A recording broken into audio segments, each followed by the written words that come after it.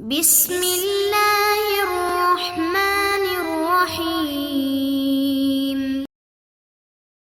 الشیطان الرجیم بسم اللہ الرحمن الرحیم وللہ علی الناس حج البیت من استطاع الیہ سبیلا صدق اللہ مولانا العظیم۔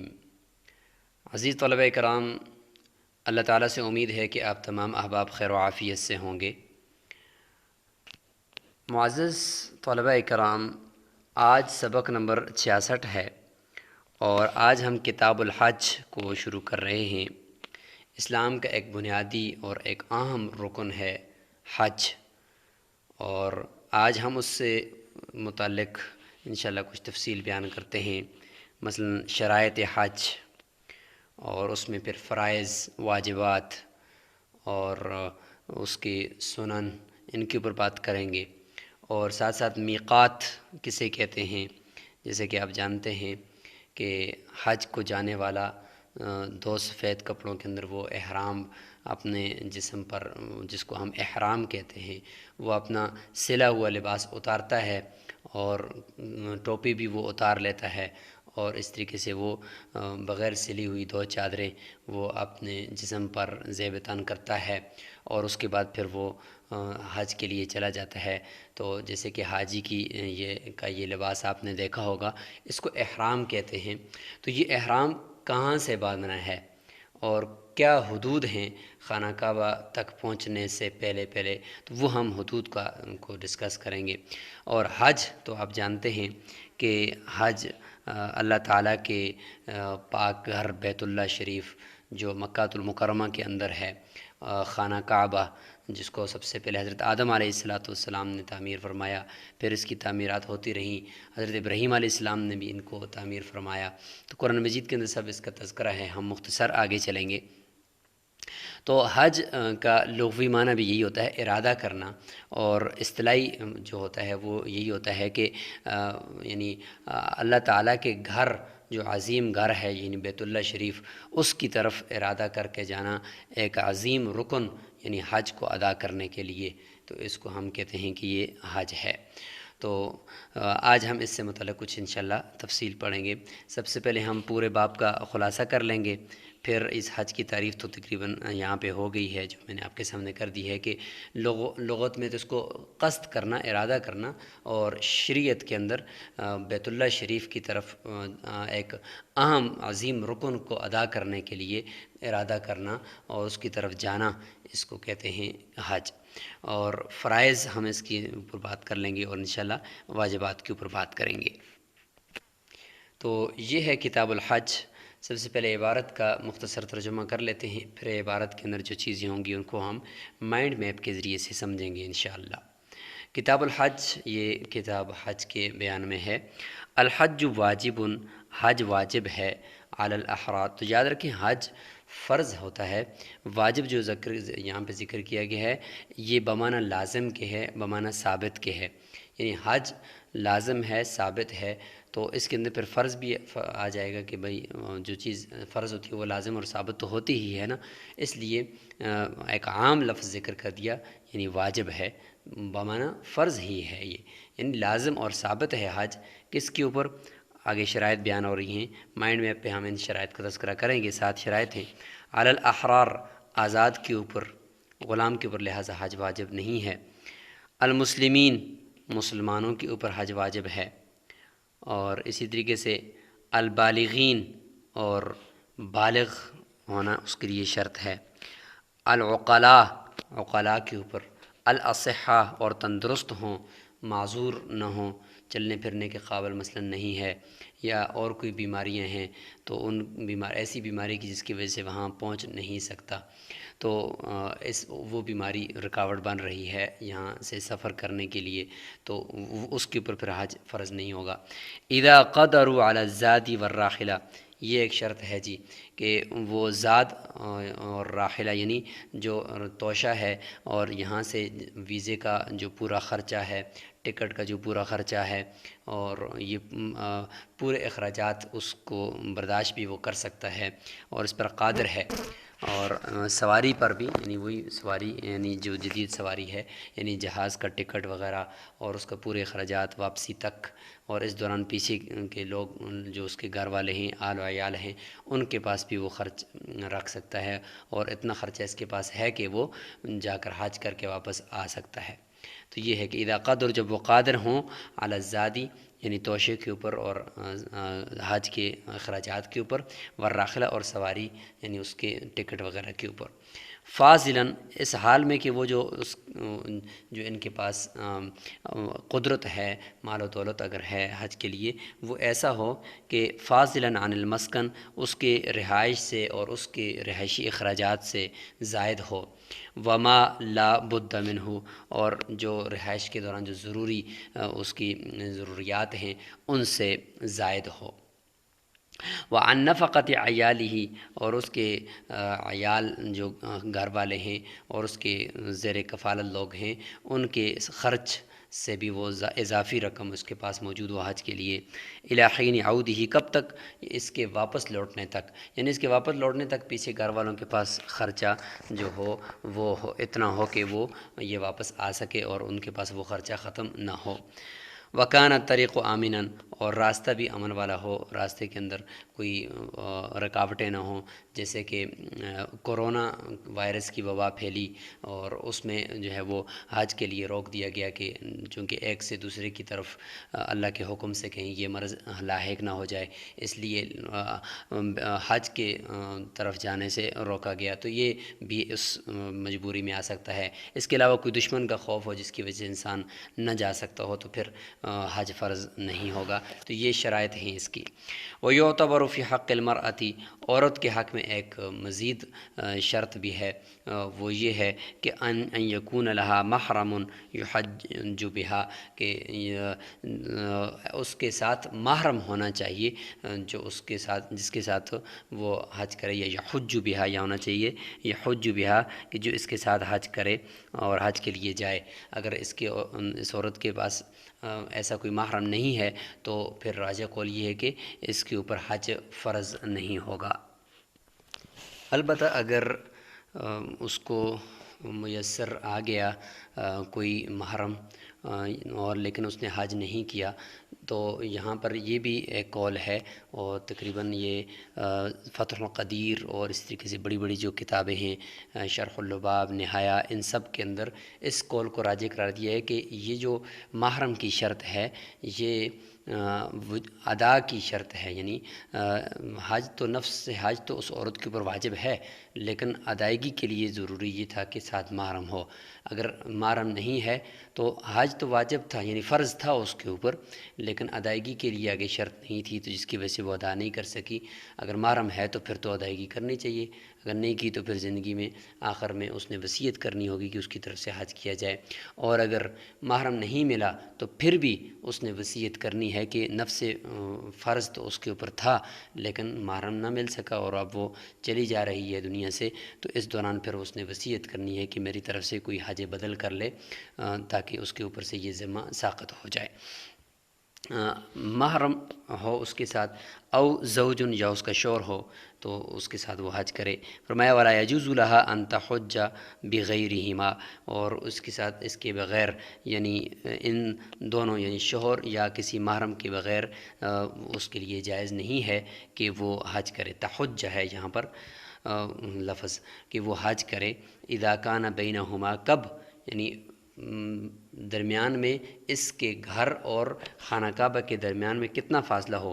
اذا کان بینہا و بین مکہ مسیرۃ ثلاثۃ ایام، اس کے اور مکہ کے درمیان 3 دن کی مسافت یا اس سے زیادہ کی مسافت ہو، تو مطلب یہ ہے کہ جو سفر کی مسافت ہے یعنی 78 کلومیٹر کم از کم، اتنا یا اس سے زیادہ کا فاصلہ اگر ہے تو پھر یہ عورت اس شرعی سفر کی مسافت کو طے نہیں کر سکتی بغیر محرم کے، اس لیے اس نے نفس حج تو اس کے اوپر فرض رہے گا لیکن ادائیگی والی شرط نہیں پائی گئی، محرم کے بغیر اس نے حج نہیں کرنا، لہٰذا آخر میں وصیت کرے گی۔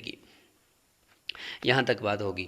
والمواقیت التی لا يجوز ان يتجاوزها الانسان، لہٰذا اب یہاں سے میقات کا ذکر شروع ہو گیا ہے۔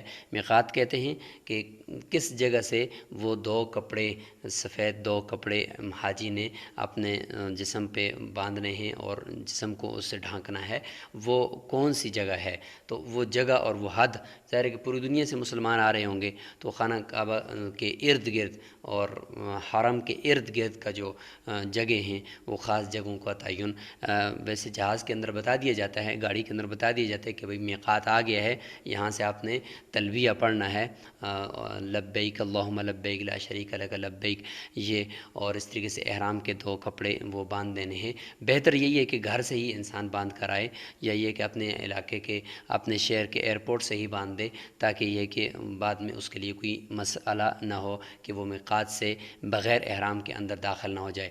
یاد رکھیں کہ میقات سے اگر بغیر احرام کے داخل ہو گیا تو پھر اس کے اوپر دم لازم ہوتا ہے۔ دم کسے کہتے ہیں وہ انشاءاللہ آگے اس کا ذکر آئے گا۔ والمواقیت التی لا يجوز ان يتجاوزها، وہ مواقیت یعنی وہ حدود جو جائز نہیں ہے جہاں سے تجاوز کرنا انسان کے لیے، الا محرما، مگر احرام باندھنے کی حالت کے اندر وہ جا سکتا ہے، اس کے علاوہ تجاوز نہیں کر سکتا۔ تو وہ کون سی جگہ ہیں؟ تو فرماتے ہیں کہ ہر ایک علاقے والوں کے لیے وہ الگ الگ ہیں۔ لأہل المدینۃ ذو الحلیفہ، مدینہ والوں کے لیے ذو الحلیفہ کا مقام ہے۔ ولأہل العراق ذات عرق، اور اہل عراق کے لیے وہ ذات عرق، یعنی اہل عراق اور اس کے ارد گرد کے جتنے بھی علاقے ہیں وہ ان کے لیے ذات عرق جو جگہ ہے وہ ہے۔ ولأہل الشام، اہل شام اور اس کے ارد گرد کے ممالک کے لیے جحفہ ہے۔ ولأہل النجد، اور نجد کے لیے وہ قرن ہے۔ اور ولأہل الیمن، اور یمن کے لیے، اور اس طریقے سے جنوبی، مزید جنوب کی طرف سے آنے والوں کے لیے یلملم، یلملم ہے۔ تو یہ چاروں حدود اس کی بیان کر دی ہیں، شمال، جنوب، مشرق، مغرب۔ ابھی ہم اس کے نقشے کو بھی دیکھتے ہیں، تو اس طرف سے آنے والے، یعنی یہ تو مشہور ممالک کو بتا دیا اور قریب ترین کو، اس کے بعد اس سے پیچھے اسی حد کے اندر جتنے بھی ممالک ہوں گے وہ اگر اس سے گزریں گے تو ان کے لیے یہی حد ہوگی۔ اس حد سے اندر جب وہ داخل ہوں گے تو انہوں نے احرام باندھنا ہوگا، احرام باندھے بغیر وہ اندر داخل ہوں گے تو ان کے اوپر دم لازم ہو جائے گا۔ فإن قدم الإحرام على هذه المواقيت جاز، اگر ان مواقیت، ان حدود سے پہلے احرام کو مقدم کر لیا اور پہلے ہی احرام باندھ دیا پھر بھی جائز ہے۔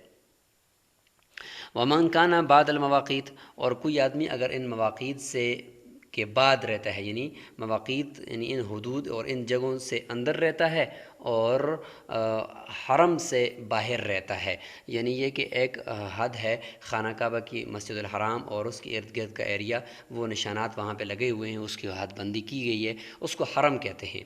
پھر میقات اور حرم کے درمیان میں ایک ایریا ہے جس کو حل کہتے ہیں، اور میقات سے باہر کے ساری دنیا کے ایریے کو آفاق کہتے ہیں۔ تو آفاقی آدمی تو میقات اس کا بتا دیا کہ اس کے لیے یہ میقات ہے، اور میقات سے اندر کا رہنے والا اور حرم سے باہر کا رہنے والا درمیان میں جو اس کو حل کہتے ہیں، حل کا رہنے والا حلی، اس شخص کے لیے کون سا میقات ہے؟ کہتے ہیں فمیقاتہ الحل، اس کا میقات وہی حل ہے کہ جو حرم سے باہر اور میقات سے اندر کی جو جگہ ہے جہاں پہ وہ رہائش رکھتا ہے وہی اس کا احرام ہے، احرام باندھنے کی جگہ ہے۔ ومن کان بمکہ، اور جو مکہ کے اندر یعنی حرم کے اندر ہے، فمیقاتہ فی الحج الحرم، اس کا میقات حج کے اندر تو حرم ہی ہے، وہیں سے وہ باندھے گا۔ وفی العمرۃ الحل، اور عمرہ کے لیے اس کا میقات حل ہے کہ وہ حرم سے باہر جا کر وہ حل سے احرام باندھ کر آئے گا۔ تو یہاں تک یہ عبارت ہو گئی ہے۔ اب ہم کچھ اس پوری کتاب الحج کا خلاصہ کر لیتے ہیں اور کچھ مائنڈ میں اب بھی دیکھ لیتے ہیں۔ تو یاد رکھیں اس پورے کتاب الحج کے اندر ہم پڑھیں گے، سب سے پہلے ہم نے وصف شرعی پڑھ لیا، جس طریقے سے آج ہم نے کہ حج کیا ہے، تو ہم نے کہا کہ بھئی حج فرض ہے، اور 7 شرائط ہیں اس کی، کون کون سی ہیں وہ ابھی مزید ہم مائنڈ میپ پہ دیکھ لیتے ہیں۔ اور تیسرے نمبر پر ہم نے پڑھا مواقیت، کہ کہاں سے حاجی نے احرام حج کا باندھنا ہے، وہ حد کون سی ہے، کس ملک کے لیے کون سی ہے۔ اور چوتھے نمبر پر ہم نے پڑھنا ہے اس باب کتاب الحج کے اندر احرام کا طریقہ اور اس کے مسائل، اور پانچویں نمبر پر ما یفعلہ المحرم وما لا یفعلہ، احرام باندھنے کے بعد کچھ پابندیاں ہوتی ہیں، کچھ کام کرنے ہوتے ہیں، کچھ نہیں کرنے ہوتے، وہ کون کون سے کام ہیں ان کا تذکرہ ہم کریں گے۔ اور کتاب الحج کے اندر ہم پڑھیں گے آگے چھٹے نمبر پر کیفیت ادائے حج الافراد، یعنی حج افراد کسے کہتے ہیں اور اس کو ادا کرنے کا طریقہ کیا ہے۔ یہ ہے جی حج سے متعلق جو شرائط ہیں، تو ان کا تذکرہ یہاں پہ ہو رہا ہے کہ سب سے پہلی شرط یہ ہے کہ آزاد ہونا، لہٰذا غلام کے اوپر حج واجب نہیں ہے، فرض نہیں ہے۔ نمبر 2 مسلمان ہونا، نمبر 3 بالغ ہونا، نمبر 4 عاقل، نمبر 5 تندرست، اور نمبر 6 زادرہ اس کے پاس موجود ہو، ویزا ٹکٹ کا خرچہ اس کے پاس موجود ہو، اور نمبر 7 راستہ پرامن ہو۔ حج کے فرائض کون کون سے ہیں؟ نمبر 1 احرام باندھنا، احرام اس کا فرض ہے۔ نمبر 2 وقوف عرفات، اور نمبر 3 طواف زیارت۔ یہ 3 اس کے فرائض ہیں، یہ اگر نہیں ہے تو پھر حج ہی باطل ہے، کالعدم ہے۔ اور حج کے واجبات 5 ہیں۔ واجبات کا مطلب یہ کہ حج تو ہو جائے گا اگر ان میں سے کوئی ایک نہیں کیا، لیکن دم لازم آ جائے گا۔ دم کیا ہے اس کی مقدار آگے بتا دی جائے گی۔ واجبات 5 ہیں۔ وقوف مزدلفہ، مزدلفہ کا جو مقام ہے وہاں پہ وقوف کرنا، رمی جمار، شیطان کو جو کنکریاں ماری جاتی ہیں، اور حلق یا قصر، سر کا منڈوانا یا اس کو بالوں کو کاٹنا، سعی تو صفا اور مروہ کے درمیان یہ واجب ہے، طواف صدر یہ طواف ہوتا ہے، یہ واجب ہے۔ اور سنن و آداب ما بقیہ مطلب کہ یہ شرائط، فرائض اور واجبات کے علاوہ باقی جتنی بھی چیزیں حج کے دوران انسان سر انجام دیتا ہے وہ سارے سنتیں ہیں اور آداب ہیں اور مستحبات ہیں۔ اب ہم تذکرہ کرتے ہیں المواقیت، میقات کا، جس کا تذکرہ بھی ہم نے عبارت کے دوران کیا کہ کہاں سے احرام باندھ کر حاجی اندر داخل ہوگا اور اس جگہ سے احرام کے بغیر اندر داخل نہیں ہو سکتا۔ تو اس میں سب سے پہلے ہم نے 3 کیٹیگری کی ہیں حاجیوں کی۔ ایک آفاقی ہے، اس کا میقات، یعنی آفاقی یعنی ان میقات جو حدود ہم بیان کریں گے خانہ کعبہ کے اور مسجد الحرام کے ارد گرد، اس سے باہر کا رہنے والا، پوری دنیا میں رہنے والے لوگ اس کو آفاقی کہتے ہیں، تو ان کا احرام کون سا ہوگا۔ اور دوسرا ہوتا ہے حل کہتے ہیں کہ میقات کے اندر رہنے والے لوگ اور حرم سے باہر رہنے والے، اور تیسرا ہوتا ہے حرم والے لوگ، یعنی مسجد حرام کے ارد گرد کے رہنے والے لوگ، ان کے لیے کون سا میقات ہے، کہاں سے انہوں نے احرام باندھنا ہے۔ تو میقات آفاقی کا یعنی پوری دنیا سے آنے والے لوگوں کا جو میقات ہے، حد ہے، وہ اہل عراق اور اس طرف کے جتنے بھی ممالک ہیں ان کے لیے ذات و عرق ہے، اہل شام کے لیے جحفہ ہے، اہل نجد کے لیے قرن ہے، اہل یمن کے لیے یلملم ہے، اور اہل مدینہ کے لیے ذوالحلیفہ ہے۔ اور میقات سے اندر والے جو لوگ ہیں ان کے لیے کون سا ہے، تو وہ حل ہے، وہیں سے وہ میقات ان کا ہے اور وہیں سے وہ احرام باندھیں گے۔ اور اہل حرم جو مسجد حرام کے ارد گرد ہیں وہ کہاں سے احرام باندھیں، تو حج کے اندر تو وہی حرم سے ہی باندھیں گے، اور عمرہ کے لیے انہوں نے جانا ہے حرم سے باہر حل، اور حل سے احرام باندھ کر آنا ہے۔ تو یہ ہے جی حج کے لیے جو میقات ہے۔ تو یہاں پہ یاد رکھیں یہ جو ہے ذات و عرق ہے، اور یہاں عراق اور اس کے ارد گرد کے جتنے بھی ممالک ہیں ان کے لیے یہ ہے۔ اور ذوالحلیفہ چونکہ مدینہ منورہ ادھر ہے تو یہ ذوالحلیفہ یہاں پہ یہ ہے، اور یہ اس طرف سے آنے والوں کے لیے، یہ اس طرف کے جتنے بھی لوگ ہیں ان کے لیے یہی ذوالحلیفہ ہے۔ جحفہ یہ اہل مصر کے لیے اور اس طرف سے آنے والوں کے لیے ہے۔ اور یہ ریاض یہ سمجھ لیں کہ اہل نجد کے لیے یہ السیل الکبیر جسے ہم نے قرن کا نام دیا تھا، یہ ان کے لیے ہے۔ یلملم یہ اہل یمن کے لیے ہے۔ تو یہ یہاں پہ اس طریقے سے آپ اس کو دیکھ سکتے ہیں۔ اس کے علاوہ مزید یہ نقشہ تھوڑا سا واضح ہے کہ اس میں اگر آپ دیکھیں تو مدینہ منورہ کے لیے، یہ مدینہ منورہ کا نقشہ ہے، اس کے لیے یہ ذوالحلیفہ بتا دیا، اور شام، مصر، افریقہ کے لیے جو ہے وہ یہ جحفہ ہے، جحفہ کا مقام ہے، اور اہل عراق کے لیے یہ ذات و عرق ہے۔ اور قرن المنازل جس کو سیر کبیر ابھی ادھر ہم نقشے میں دیکھ رہے تھے، یہ کن لوگوں کے لیے ہے، یہ اہل نجد یعنی ریاض، طائف، دمام، بحرین وغیرہ سے آنے والے لوگوں کے لیے ہے۔ اور اسی طریقے سے یہ یلملم ہے، یہ یلملم ہمارے پاکستان، اہل یمن، ہندوستان، بنگلہ دیش اس طرف سے آنے والے لوگوں کے لیے ہے۔ تو یہ آپ اس طریقے سے اس کو آپ دیکھ لیں۔ امید ہے کہ آپ کو یہ سارا نقشہ سمجھ میں آ گیا ہوگا۔ تو اس طریقے سے آپ نے اس کو سمجھنا ہے۔ تو میقات کو آپ نے اچھی طریقے سے سمجھنا ہوگا، اور اسی طریقے سے آپ نے جو اس پورے کتاب الحج کا خلاصہ ہم نے آپ کے سامنے رکھا ہے مائنڈ میپ کے ذریعے سے، اس کو یاد کرنا ہے، اور اسی کے ساتھ خاص طور پہ حج کی شرائط، فرائض، واجبات، ان کو اچھی طریقے سے آپ نے یاد کرنا ہے تاکہ اگلے اسباق کو سمجھنا آسان ہو جائے۔ السلام علیکم ورحمۃ اللہ وبرکاتہ۔